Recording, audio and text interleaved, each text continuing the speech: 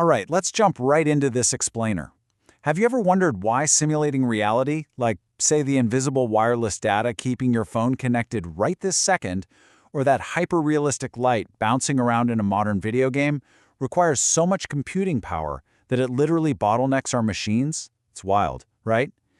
Whether we're tracing photons in a virtual room or tracking millions of data packets across a massive cellular network, modeling our world accurately requires a staggering amount of math. I mean, historically, without the absolutely perfect techniques, this math creates a massive roadblock for researchers. So today, we're exploring how scientists are finally breaking through that limitation. We're going to look at how they extract maximum parallelism from modern hardware to basically conquer this simulation bottleneck once and for all. Here's our roadmap for the explainer. We're going to cover 1. The simulation bottleneck, 2. Parallel event simulation, 3. Solving tightly coupled systems, 4. Rendering global illumination, and 5. Unleashing GPU power. So, how do we simulate reality without crashing our computers? Well, we really have to start by framing the sheer computational weight at stake here. The baseline rule of simulation is this: you want your software model to be as accurate as absolutely necessary, but as simple as possible. But, some characteristics of reality just can't be simplified without losing the entire point of the model. Take wireless networks, for example. Computing the signal-to-interference plus noise ratio across thousands of nodes, it's essentially like trying to isolate one specific whisper in a giant stadium full of shouting people, all while keeping track of everyone else's whispers, too. Trying to model this takes an unbelievable amount of processing time, often exceeding the complexity of everything else in the system combined by orders of magnitude. The math is just incredibly heavy, and honestly, our machines have really struggled to keep up. Let's get into Section 1. The simulation bottleneck, and exactly why sequential processing fails us. To fully grasp this bottleneck, we first need to understand the baseline methodology researchers have used for decades. It's called discrete event simulation, or DES. Basically, it's a software-based implementation that models the behavior of a system through state changes that occur at discrete points in virtual time. In this classic model, an event scheduler just continuously pulls events from a queue and processes them sequentially, one by one. Virtual simulated time stays completely paused while the event is processed. Think of it like a massive grocery store with only one checkout lane open, even though there are 10 cashiers just standing around watching. Now, this sequential processing guarantees absolute causal correctness, meaning the cause always strictly precedes the effect in the simulation. But it forms a debilitating bottleneck because it completely ignores the multi-core processors that are standard in pretty much all of today's computers. Now, you might be wondering, why don't we just build real-world versions of these networks to test them? Well, simulation sits perfectly right between the high abstraction of pure analytical math models and the low abstraction of actual physical testbeds. It gives us this controllable, repeatable playground. Physical testbeds are incredibly expensive to build, they're tough to maintain, and agonizingly hard to modify if you just want to tweak one variable. Simulation solves all that. But because researchers are now focusing on incredibly detailed, complex domains, like dynamic wireless systems instead of just static wired internet links, the sheer volume of interactions pushes our standard single-core sequential simulations to their absolute breaking point. We need that playground for sure, but the sandbox is just getting too mathematically heavy for one processor to lift. But here's the major complication that makes moving to multi-core processing so tricky. In domains like wireless systems, components are what we call tightly coupled. See, in a wired network, nodes are somewhat isolated. A signal travels down a specific pipe. Easy, right? But a wireless network is more like a crowded cocktail party where everyone is talking over one another. The very moment a node broadcasts a signal, it interferes with every neighboring node mere nanoseconds away.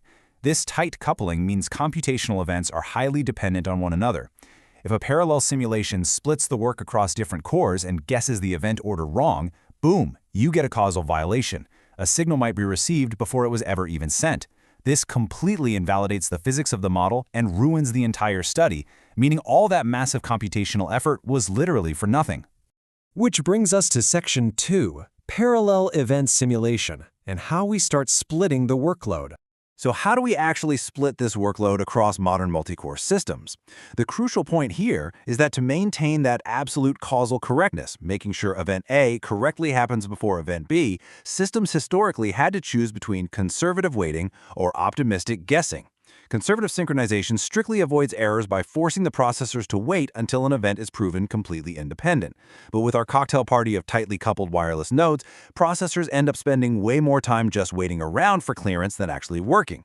Optimistic synchronization takes the exact opposite approach. It aggressively and speculatively processes everything instantly across all available cores.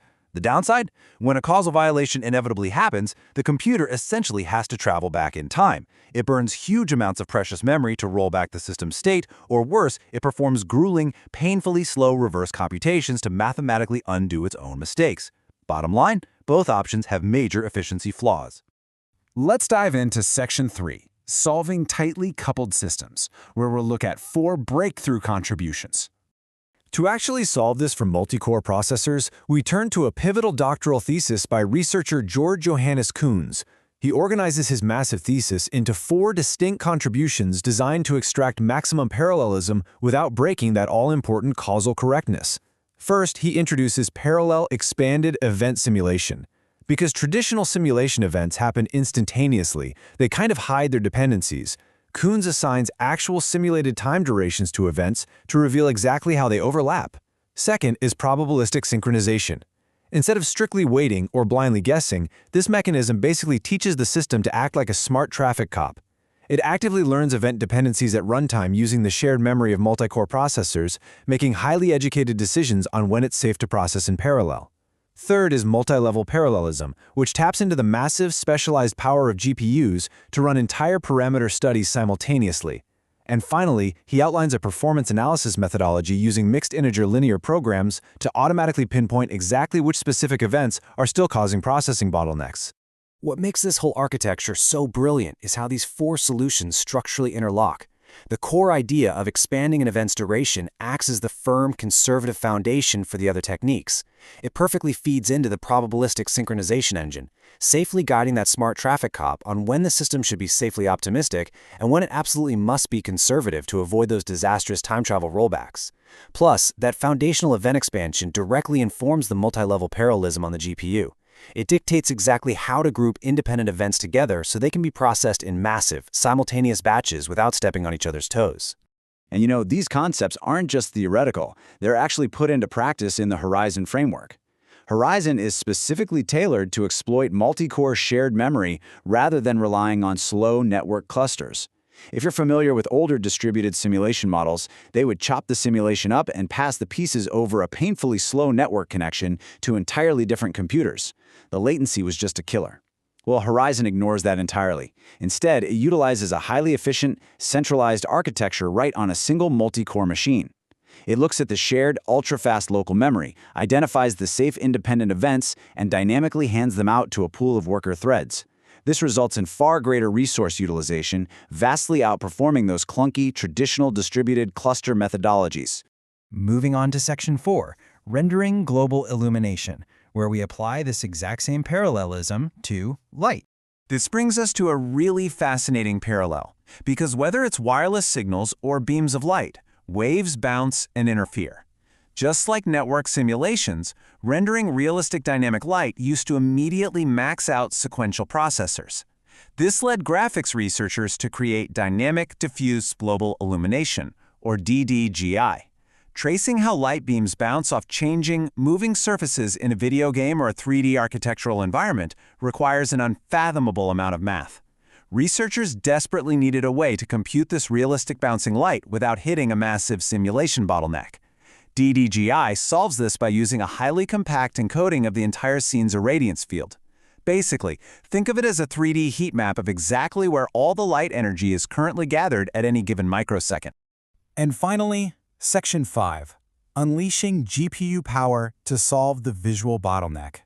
To actually achieve this, researchers solved this massive visual bottleneck in 2 concrete steps, really cleverly mapping the complex light physics to the highly parallel architecture of modern graphics cards.